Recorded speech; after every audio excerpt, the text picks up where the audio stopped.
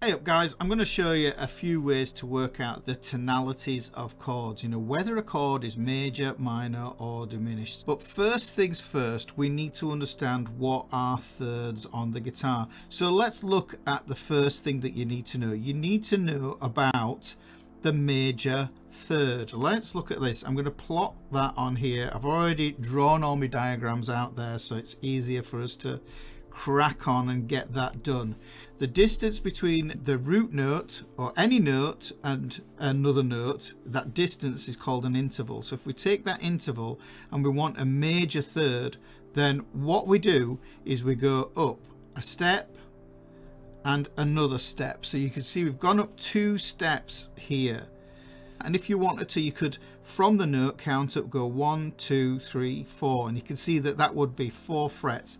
This is a string, by the way, guys, and this is the frets on the fretboard. So that's the way of visualizing that. Well, if we take this here, all minor means is it means you're making something less. If you think of an adult, then they're fully grown, they're a major player in life because you can get a job, pay taxes, have kids, get married, all that sort of stuff. But if you're a minor, you have less things that you can actually do. So that's what it means. It means less. So to get less, what we have to do is we have to take these 2 steps here, or tones if you will, and we have to turn this last one into a half step or a half tone. So if we go like this, and I just put these brackets in, and that's a tone, that's a tone, that's a tone, or a step there, and we want it to be a half. Well, what I have to do is I just have to take it back 1 fret.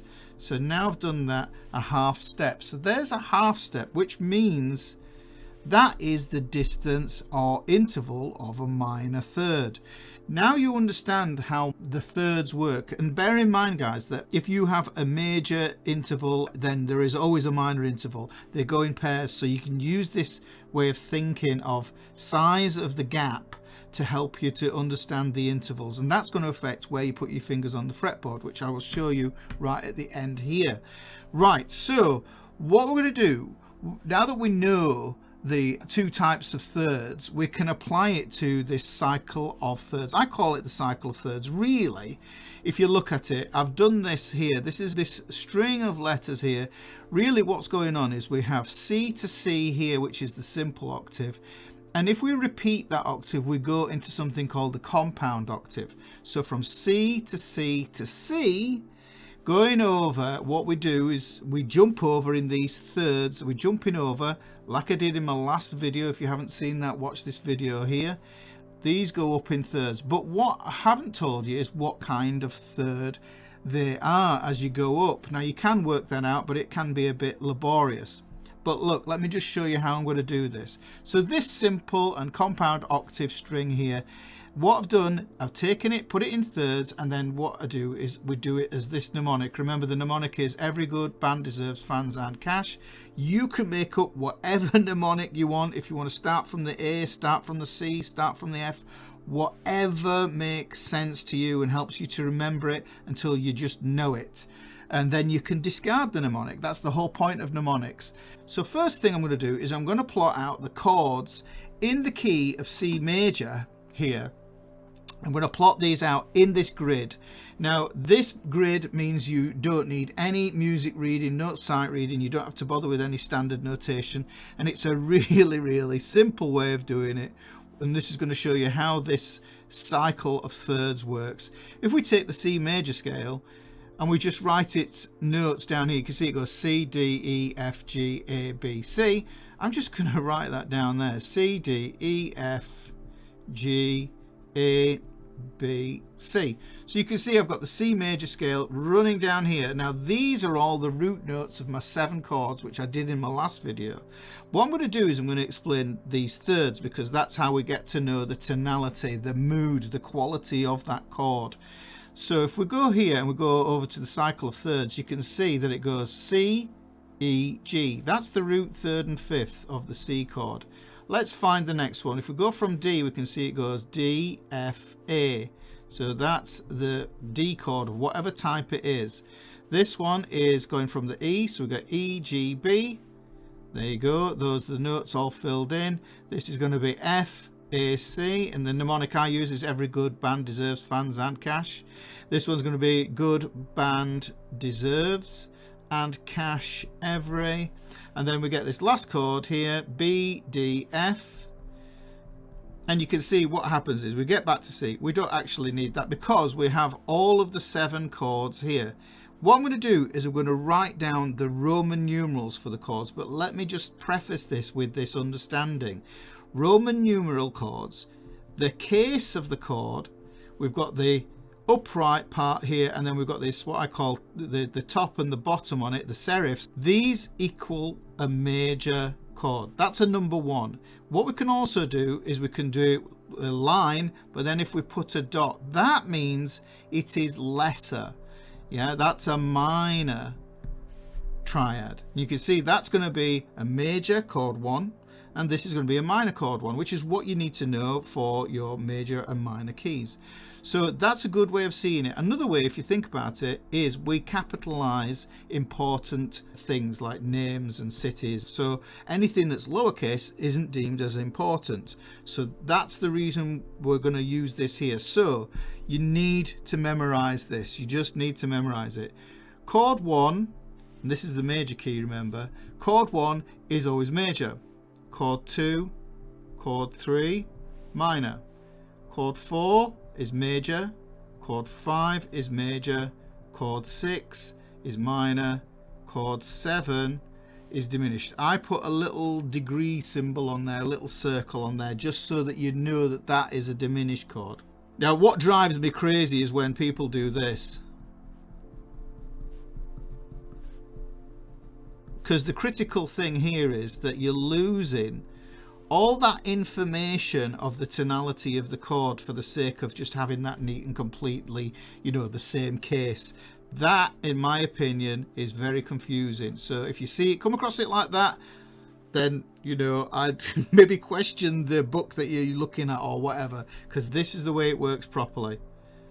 Yeah, we don't want to be using that method there. Okay, so now we've established that. What I'm going to do, you can see here it says C is chord 1. So I'm going to attach these Roman numerals to this cycle here. So if I take the C here and put that 1 on it, because that's the first chord. The second chord is going to be D. There you go, wonderful. Now we've got the E, which is going to be chord 3. We've got the F, which is chord 4. We've got the G, which is chord 5. We've got the A, which is chord 6. And we've got the B, which is chord 7. Now the thing is, you might already be able to work this out, that if you think about it, that Roman numeral lowercase and uppercase rule that we have there, if we do that and apply this to the cycle of thirds here, then what you can see that is happening is we get E minor. Does that make sense? This is a major chord with a root of G. Does that make sense? This is a diminished chord with the root of B. This is a minor chord with the root of D, and so on. So we take that there, and what we do is these Roman numerals are going to help us to see the distance between these here, the type of minor third we get in between an E and a G. And it's really, really simple, guys, because what it is if we go from here to here, yeah, that's the third, and we want to know what kind of third that is. Well, all we need to do is look at this here. This is telling us, the Roman numerals are telling us that this is a minor third. And if we carry on going round like this, you'll see that this is going from G to B is, and I'm going to use the jazz symbol, a major third. Going from the B to the D, we get a minor third. To the D to the F, you can see that's going to tell me that this is a minor third. Going from the F to the A, you can see that that's on a major, so that's going to tell me it's a major third.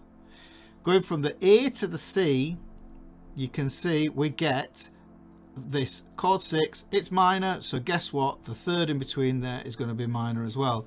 And then going from the chord 1 to the E there, you can see that that is a major third. So all the way around you can see how these stack up, and it's really useful. Now what I'm going to show you now is how that translates over when we line all those Roman numerals up like this in order, this is always going to be the same tonality in all of your keys, yeah, all 12 keys. Let's look at something where the commonalities are, and you can see that chord 1, chord 4 and 5 are the majors. Those are the majors in that key, and that's the case for any key whatsoever. 1, 4 and 5 are called your primary triads because those are the most important ones. Remember what I said about major. Let's look at 2, 3 and 6. 2, 3 and 6, these are your secondary triads. And then you can see, if we just look at the chord 7 here, there is something odd going on here. And you can see between the B and the D, we get a minor third. And between the D and the F, we get a minor third. This is the only chord in the key that has 2 minor thirds. If you look at any of the others in this and download this PDF that I'll upload in the description, you'll see that they either have a major third followed by a minor third or a minor third followed by a major third. If they show 2 minor thirds like that, then you know that that is diminished. The thing is, all these chords here, 1, 2, 3, 4, 5, 6, they all have something called a perfect fifth.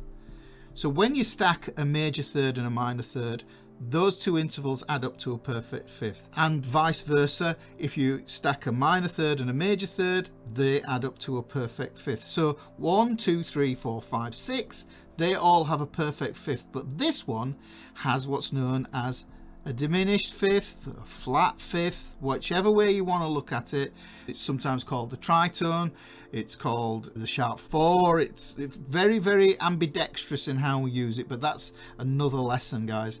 So the thing that I want to show you is how that relates to a note on the fretboard. So if you look at this, there's the root, and if we imagine our humble power chord, if you know this power chord, this is the E string, this is the A string, we've got the root and we've got the fifth here, and this is going to help you to visualize, because all this stuff helps you to visualize what is going on.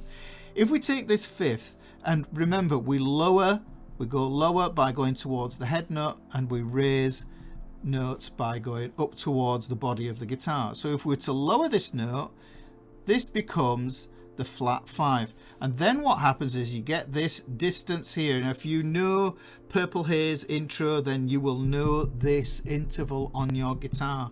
Check it out, look at Purple Haze, you can see how that works. I'll see you in a future lesson. Make sure you hit that like and subscribe. Take care.